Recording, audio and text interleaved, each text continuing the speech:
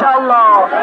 আমরা আবারও বাংলাদেশ জামাত ইসলামের পক্ষ থেকে, ডক্টর শফিকুর রহমানের পক্ষ থেকে তাকে অভিনন্দন জানাচ্ছি এবং আগামী দিনের দেশ গড়ার কাজে আমরা ছাত্র জনতার নয়া বিপ্লব ইনশাআল্লাহ এই শহীদদের আমরা কখনো ভুলব না। শহীদ আবু সাঈদ নিজের জীবন বিসর্জন দিয়ে নিজের জীবনের বিনিময়ে ফ্যাসিজমকে কবর দিয়েছে।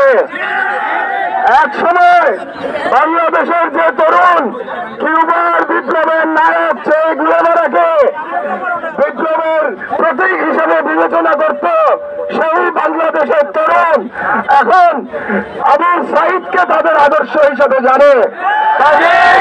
বাংলাদেশের বিপ্লবের আইকনের নাম আবু সাঈদ।